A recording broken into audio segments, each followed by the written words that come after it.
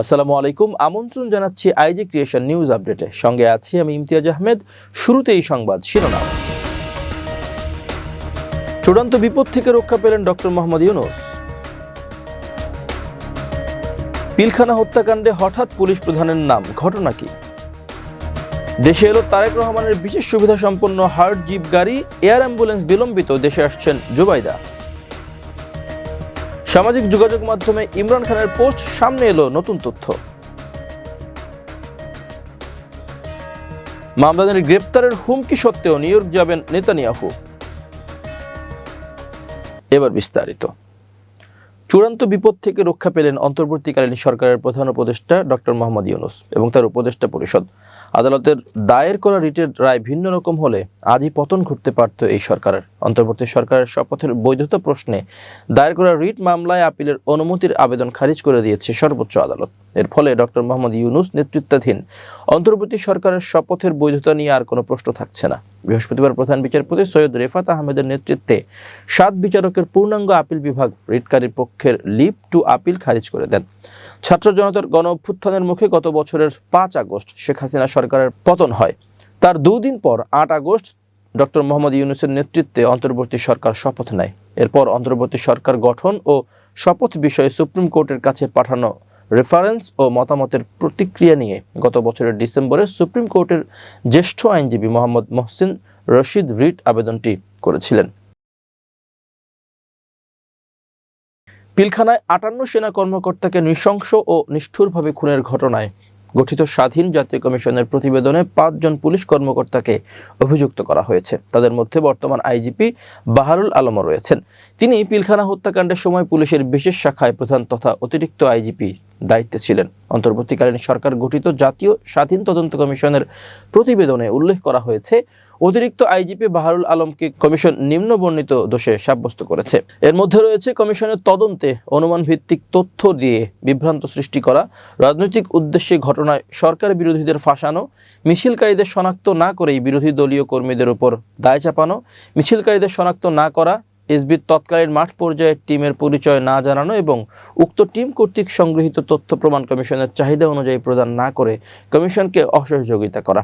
প্রধান উপদেষ্টার কাছে তদন্ত রিপোর্ট জমা দেওয়ার পর সামাজিক যোগাযোগ মাধ্যম সহ বিভিন্ন মহলে এ বিষয়ে প্রয়োজনীয় ব্যবস্থা গ্রহণের দাবি উঠেছে। সরকারের উচ্চ পর্যায়ের পাঠানো এক প্রতিবেদনে বলা হয়েছে, বর্তমান আইজিপি বাহারুল আলম অতিরিক্ত আইজিপি এসবি থাকার সময় উদ্দেশ্যমূলকভাবে বিরোধীদের ফাঁসানো, মিছিলকারীদের শনাক্ত না করেই বিরোধী দলীয় কর্মীদের উপর দায় চাপানো ও মিছিলকারীদের শনাক্ত না করার ফলে বিএনপির সুপরিচিত নেতা নাসিরউদ্দিন আহমেদ পিন্টুকে গ্রেপ্তার করা হয়। তিনি বিডিআর বিদ্রোহে দণ্ডপ্রাপ্ত হয়ে জেলে থাকা অবস্থায় মারা যান, যা নিয়ে জনমনে ক্ষোভ রয়েছে।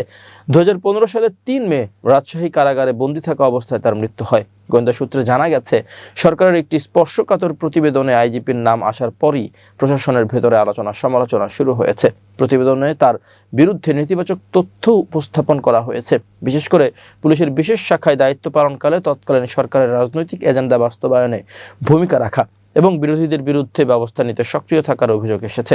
প্রশ্ন উঠেছে, এমন বিতর্কিত অতীত থাকা একজন কর্মকর্তাকে গুরুত্বপূর্ণ পদে রাখা কতটা যৌক্তিক? সততা ও দক্ষতার জন্য পরিচিত হলেও পিলখানা হত্যাকাণ্ড তদন্তে জাতীয় স্বাধীন তদন্ত কমিশনের প্রতিবেদনে তার বিরুদ্ধে গুরুতর মন্তব্য এসেছে। 2009 সালের বিডিআর হত্যাকাণ্ডের সময় বাহারুল আলম ছিলেন এসবি প্রধান। গত বছর ফ্যাসিস্ট আওয়ামী লীগ সরকারের পতনের পর 20 নভেম্বর তাকে চুক্তিভিত্তিক আইজিপি করা হয়, কিন্তু পিলখানা হত্যাকাণ্ডে দায়িত্ব পালনে ব্যর্থতার অভিযোগ তুলে তার নাম এসেছে তদন্ত কমিশনের প্রতিবেদনে। স্বাধীন তদন্ত কমিশনের প্রধান অবসরপ্রাপ্ত মেজর জেনারেল আলম ফজলুর রহমান বলেন, তদন্তে 5 জন পুলিশ কর্মকর্তার নাম এসেছে। তাদের মধ্যে আছেন বর্তমান আইজিপি বাহারুল আলমও। কেন তাদের নাম এসেছে? এমন প্রশ্নের জবাবে তিনি বলেন, দায়িত্ব পালনে ব্যর্থতার কারণে এই প্রতিবেদনটিতে তাদের নাম রয়েছে। তিনি সরকারের প্রতি আহ্বান জানান, তদন্ত প্রতিবেদনের সুপারিশ জাতির সামনে প্রকাশ করা এবং দ্রুত বাস্তবায়ন করা এখন সরকারের দায়িত্ব। গত রোববার রাষ্ট্রীয় অতিথি ভবন যমুনায় প্রধান উপদেষ্টা অধ্যাপক মোহাম্মদ ইউনূসের কাছে কমিশন প্রতিবেদন জমা দেওয়া হয়। বাংলাদেশ জাতীয়তাবাদী দলের ভারপ্রাপ্ত চেয়ারম্যান তারেক রহমানের ব্যবহারের জন্য বিদেশ থেকে আমদানি করা বিশেষ সুবিধা সম্পন্ন একটি হার্ট জিপ গাড়ি দেশে এসে পৌঁছেছে। এটি Toyota land cruiser Prado LC 250 মডেলের সাদা রঙের 7 আসনের গাড়ি, যা ইতোমধ্যে বিএনপির নামে নিবন্ধিত হয়েছে। বাংলাদেশ সড়ক পরিবহন কর্তৃপক্ষ BRTA মঙ্গলবার 2 ডিসেম্বর গাড়িটির রেজিস্ট্রেশন ও ফিটনেস অনুমোদন দিয়েছে।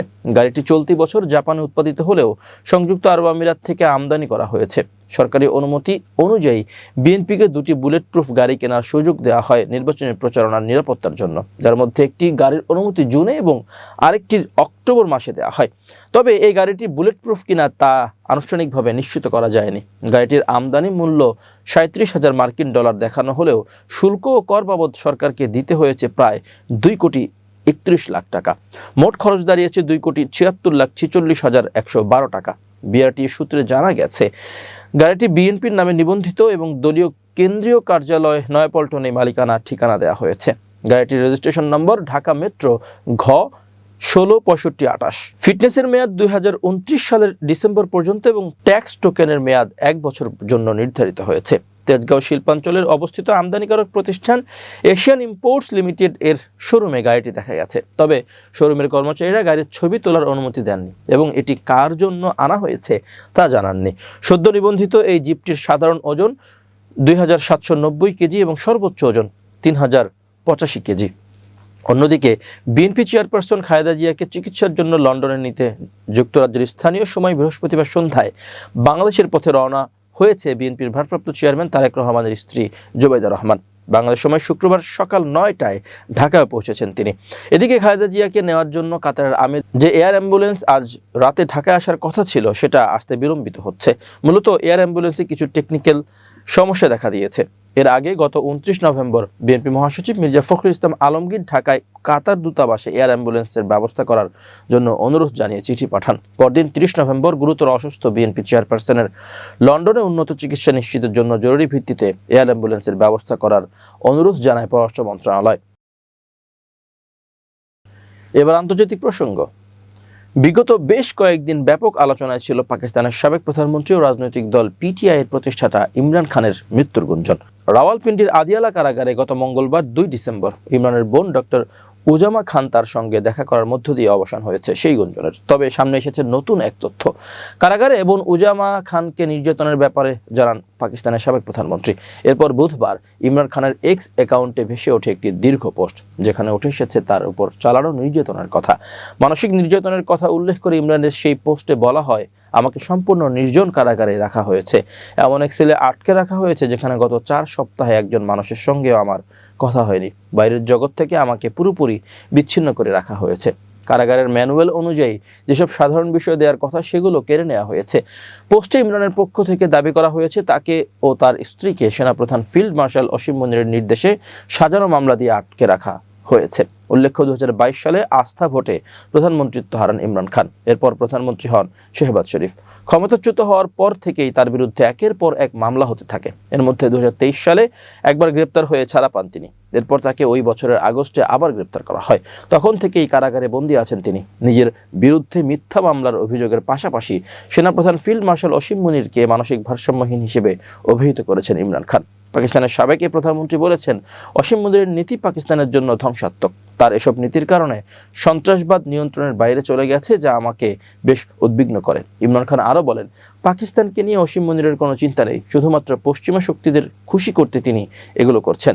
তিনি ইচ্ছাকৃতভাবে আফগানিস্তানের সঙ্গে উত্তেজনা সৃষ্টি করেছেন যেন আন্তর্জাতিক অঙ্গনে তাকে মুজাহিদ হিসেবে দেখা হয়। মুনির প্রথমে আফগানকে হুমকি দিয়েছেন, তারপর পাকিস্তান থেকে আফগান শরণার্থীদের বের করে দিয়েছেন এবং ড্রোন হামলা চালিয়েছেন। এর পরিণতি হিসেবে এখন সন্ত্রাসবাদের আস্ফালন দেখা যাচ্ছে।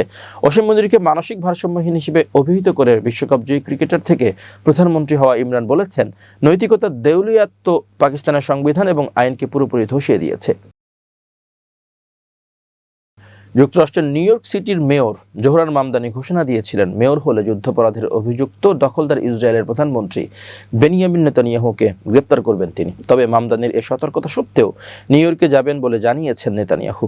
গাজার মানুষকে অভুক্ত রেখে যুদ্ধাপরাধ সংঘটিত করার অভিযোগে আন্তর্জাতিক অপরাধ আদালত আইসিসি নেতানিয়াহুর বিরুদ্ধে গ্রেপ্তারি পরোয়ানা জারি করে। এর ব্যাপারে প্রশ্ন করলে গত বুধবার সংবাদ মাধ্যম নিউ ইয়র্ক টাইমসকে নেতানিয়াহু বলেন, হ্যাঁ, আমি নিউ ইয়র্কে আসবো।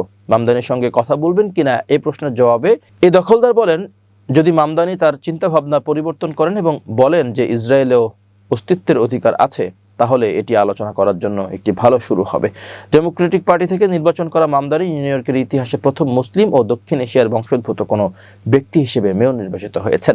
মামদানি একাধিকবার বলেছেন ইসরায়েলের অস্তিত্বের পক্ষে আছেন তিনি। নির্বাচিত মুসলিম এই মেয়র জানিয়েছেন, নেতানিয়াহু যদি নিউ ইয়র্কে আসেন তাহলে তাকে গ্রেপ্তার করতে পুলিশ পাঠাবেন। তবে যুক্তরাষ্ট্র আইসিসির সদস্য না হওয়ায় এই আদালতের পরোয়ানা নেতানিয়াহুকে গ্রেপ্তারের এখতিয়ার মামদানির আছে কি না এ নিয়ে প্রশ্ন আছে। এছাড়া প্রেসিডেন্ট ডোনাল্ড ট্রাম্পও সরাসরি নেতানিয়াহুর পক্ষে অবস্থান নিয়েছেন, ফলে চাইলেও মামদানি নেতানিয়াহুকে গ্রেপ্তার করতে পারবেন কিনা এ নিয়ে শঙ্কা আছে।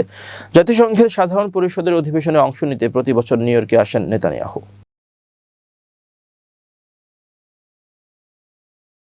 প্রিয় দর্শক, শেষ করছে আইজি ক্রিয়েশন নিউজ আপডেট। আজ এ পর্যন্তই। ভিন্ন খবর নিয়ে দেখা হবে আগামীকাল সন্ধ্যা 7:30টায়। নিজেকে আপডেট রাখতে সাবস্ক্রাইব করুন চ্যানেলটি, নিয়মিত লাইক, কমেন্ট ও শেয়ার করে ছড়িয়ে দিন সর্বত্র। সুস্থ থাকুন, নিরাপদে থাকুন। আল্লাহ হাফেজ।